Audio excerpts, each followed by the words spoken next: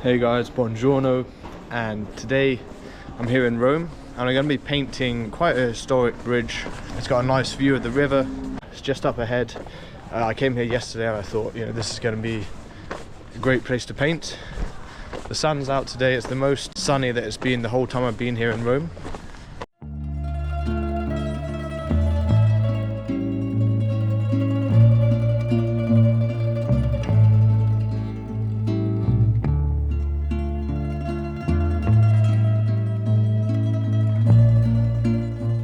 This is the view behind me that I want to paint. You can see the Vatican from over here, San Pietro, and yeah, nice view of the river, nice blue sky, so you've got a nice lot of blue reflections in the water. And for now, the bridge is relatively quiet. I think that might be because it's a weekday. It's still quite early in the morning, so I imagine as the day goes on, more people might come onto the bridge, but hopefully they won't get in my way and I won't get in their way. Let's start painting this beautiful view of Rome. I'm painting on an offcut of canvas that I've taped to a plywood panel and toned with a wash of raw umber paint. Here I'm painting a loose grid onto my canvas, which will help me position the features of my scene in the first stage of my painting. Working on a toned canvas will help me when placing the initial colour mixes, as if you were to paint directly onto a white canvas, the first colours placed would appear very dark in relation to the bright white of the canvas, so it's harder to judge the colours accurately. Also, having this tone will help unify the painting.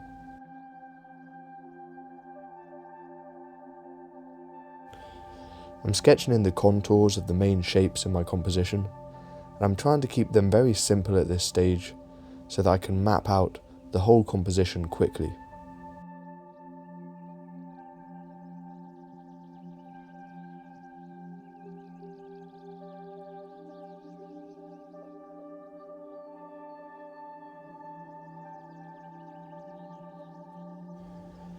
I've positioned this huge dome of St. Peter's Basilica in the Vatican slightly to the left and above the centre line of the canvas, as this iconic dome is a significant focal point in my painting, and as a general rule, the best place to place points of interest are on or near the axis where the lines on my grid cross.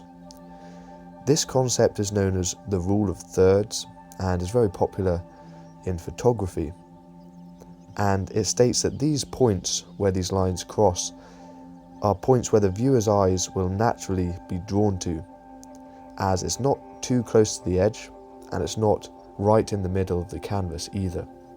And I've actually sketched the dome slightly bigger than it appears when I look at it in relation to other points of the scene, as I really do want to emphasize the scale of this huge dome, which is really iconic to Rome.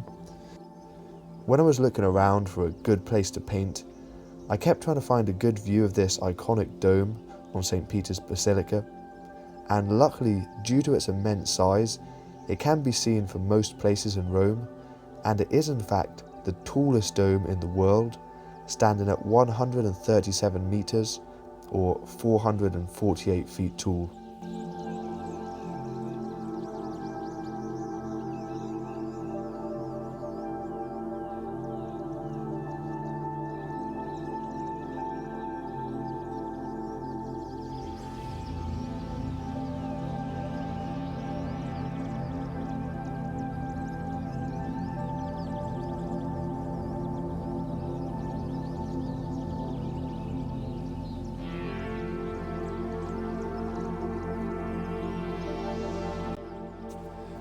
As this wash of raw umber paint that I applied at the beginning, known as an imprimatura, is still a bit wet, I can use some of my tissue that I've dipped in my medium to remove it in a few areas to bring back the white of the canvas, and this will help me map out the light values in the painting.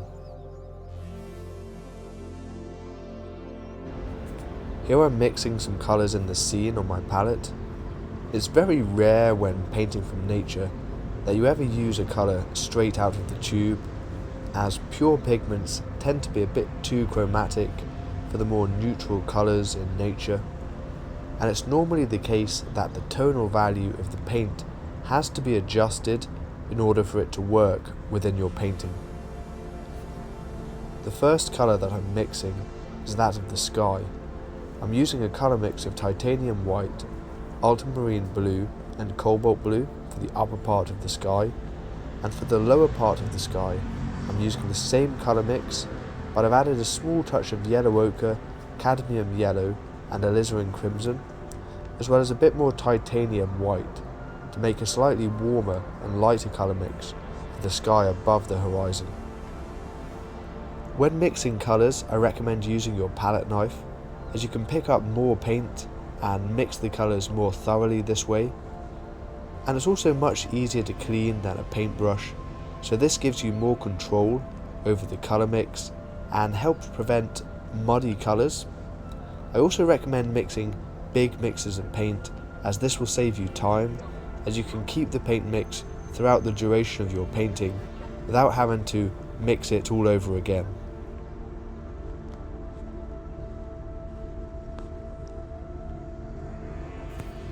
I'm now mixing a separate colour mix for the Ponte Giuseppe Mazzini, which is the bridge directly in front, and it is the lightest light in the whole scene. I'm using a colour mix consisting of titanium white and a touch of yellow ochre and cadmium yellow to give it a light value with a warm glow to it. When I was a student studying at a classical art atelier learning traditional painting and drawing techniques, one of my tutors would always say the painting is done on the palette, and I remember finding this very helpful, as there is a natural urge to get straight into painting the surface of the canvas, whereas when you invest some time into mixing the colours and the tonal values accurately on your palette, the whole painting will go more smoothly, and you will actually save yourself time in the long run.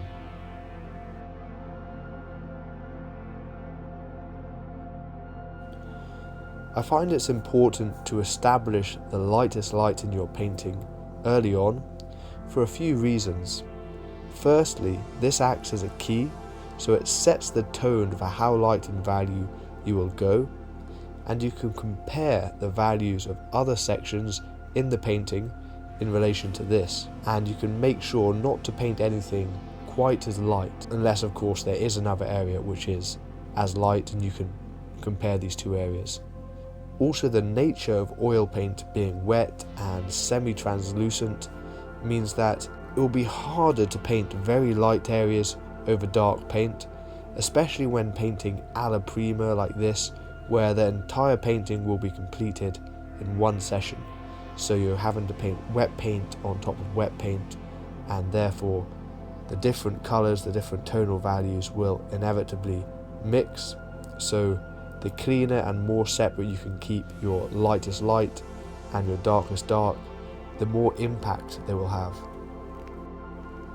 Here I'm redefining the contour of the bridge's arches with the shadow under the arch, using a colour mix of ultramarine blue, raw umber, alizarin crimson and a very small touch of titanium white to lighten the tonal value a bit. You have to be careful adding white to your shadows, as it can make them too light, taking away their impact, and also white is similar to grey in the sense that it will take away the chroma out of the colour mix. And as a student studying at a classical atelier, I was told never put white in your shadows. However, when painting outdoors where there is so much light being reflected and bouncing off objects, shadows are often lighter in value than in the studio setting. Also, the darker shadows will be found closer to the foreground, where the contrast is naturally higher, which is why I do tend to add a bit of white to some shadows when painting plein air, especially ones on light objects or further away in the distance. Here I'm massing in the wall on the bank of the Tiber river. This wall is mostly in shadow, and I'm applying the paint thinly using a colour mix of raw umber, ultramarine blue, and alizarin crimson, and a small touch of yellow ochre.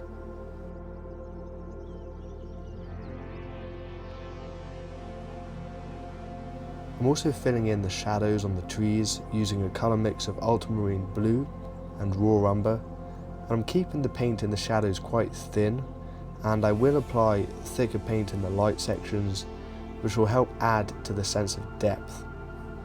Also, it's hard to paint dark darks on top of light paint, so this is another reason to paint the shadow shapes in first.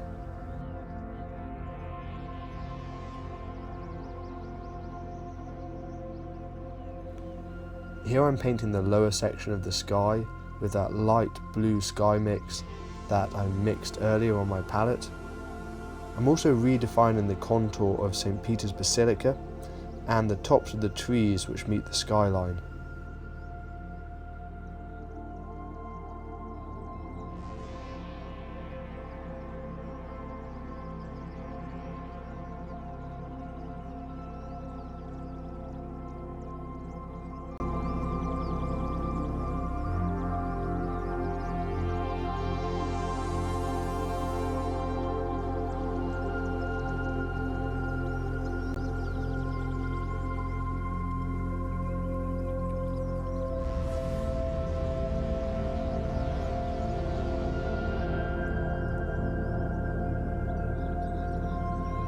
Now I'm painting the middle section of the sky with an intermediate colour mix between the two colour mixes I made on my palette for the sky.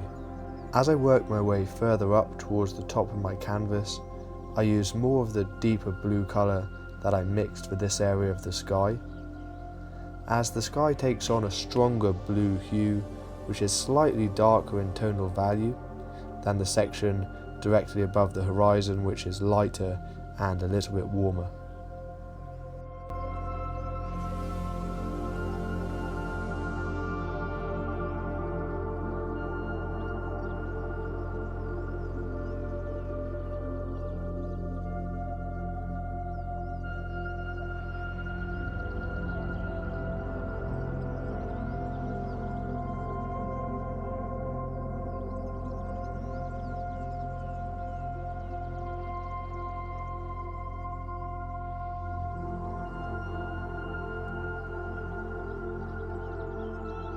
To paint the dome on St. Peter's Basilica, I'm first focusing on painting the form of the overall shape of the dome and ignoring the intricacies within it, as the form conveyed through tonal value is more important than the smaller details.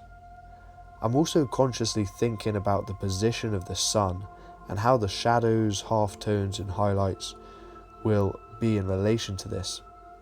I know that from the position of the sun, it is lighting the dome from above and front on, and slightly to the left. Due to the position of the sun, most of the dome that I can see is in light. However, there is a slither of shadow on the right hand side, which helps outline the dome against the blue sky, which is similar in tonal value to the light section of the dome. When painting objects in your scene, especially under direct sunlight, a good understanding of the classical order of light will help you convey its three-dimensionality. And I've actually made an in-depth demo about this concept on my YouTube channel, which I recommend you watch, and it's actually the most popular video that I've made and my only video to get over 200,000 views, so I'm really happy that many people were interested in this concept. So understanding the classical order of light, I know to place a halftone next to the shadow edge to help turn the form of the dome, and I'm also aware that the lightest light will be a bit further to the left on the point closest to the sun, but it will not be on the very edge of the dome, as this is a three-dimensional object, so the edges are turning away and are therefore a bit further from the light source than the middle section, so this lightest light will be a bit closer to the middle but still slightly on the left hand side, reflecting the sunlight. To paint the section of the basilica under the dome, I'm using the same colour mix that I used for the bridge, and I'm darkening this mix slightly on the right by adding a bit more ultramarine blue to my paint mix, and this is for the shadow, which is bluer in hue due to the reflected light that it's receiving from the sky. Once I've painted the overall structure of the dome, I can start to get a bit more specific with these ridges running down the dome, and getting the correct angles with these lines also adds to the sense of three-dimensionality and the form of this dome shape. I'm now painting the light sections for the distant buildings.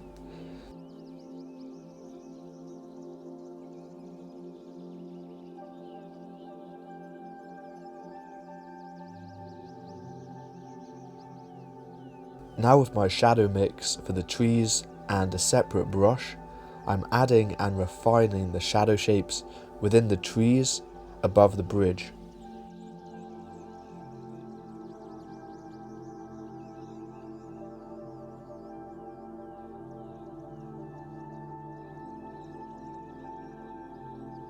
Now I'm painting the foliage of the trees which are catching the light and have a warmer golden hue than the sections in shadow, in part due to the warm light of the sun and also due to the warmer hues of the autumn leaves. There is also a subtle shift in value, with the light sections at the top of the trees being a bit lighter, going down to the lower sections being a bit darker.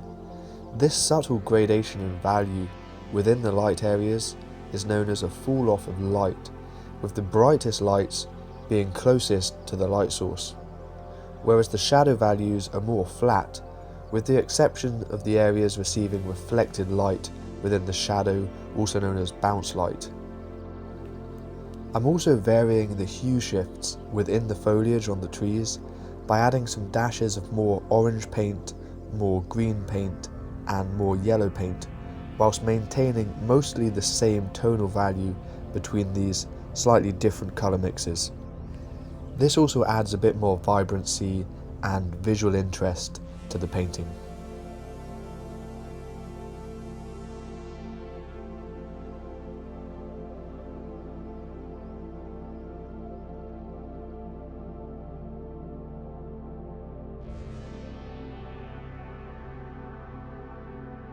As the trees get further in the distance, I'm also decreasing the tonal contrast by not painting the shadows as dark as the shadows in the foreground trees.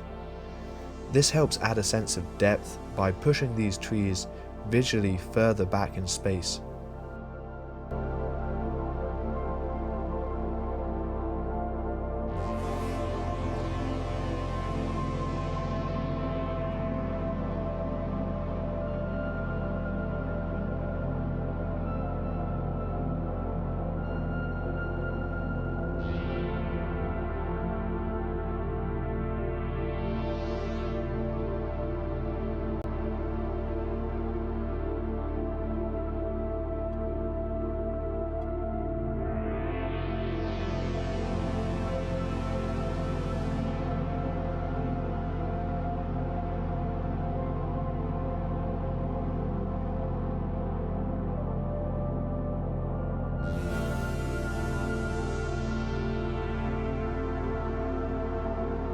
I've mixed a new colour mix on my palette for the water.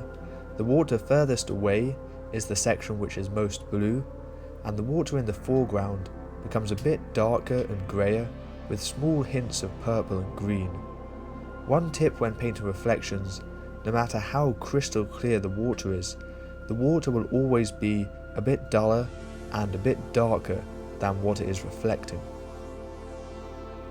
I've actually used some of the colour mix that I had left over on my palette from the sky, but I've grayed this mix down a bit, adding more raw umber paint, as well as a bit more cobalt blue for the distant section of water, and a bit of yellow ochre in the colour mix in the middle section, and some alizarin crimson for the section closest to the foreground, as although the main factor which influences the colour of the water is the sky above it, as this is what is being reflected, I can tell that the water isn't very clean, as it has a slightly murky greyish green hue in general. Although there is a general shift with the water being lightest in the distance and darker in the foreground, but due to currents and the wind blowing across the surface of the river, there is quite a bit of variation in tonal values within the body of water, so it requires careful observation to capture this, but it's also important to be aware that these lighter and darker sections within the river can change literally with the wind. So once I feel it looks convincing, you don't have to chase every small change in the water's surface, otherwise you would never finish the painting.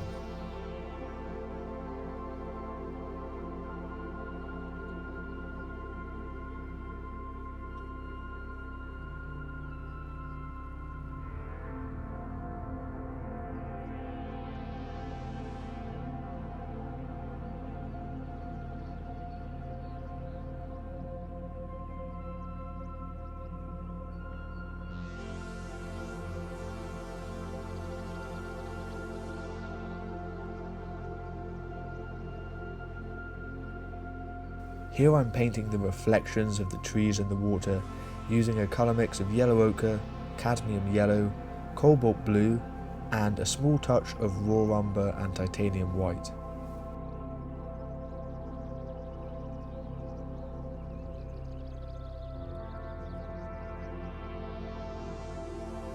I've also added some darker reflections into these areas using a paint mix of ultramarine blue, yellow ochre and raw umber with a very small touch of alizarin crimson.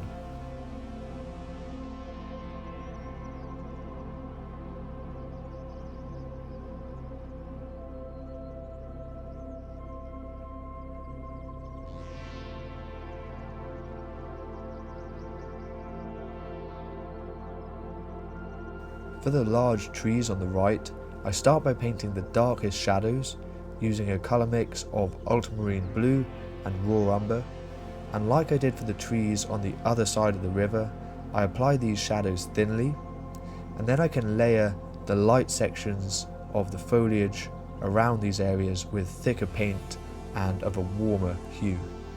Using a brush with a fine point, I'm now adding a few small brush strokes for darker ripples and lighter highlights in the foreground water.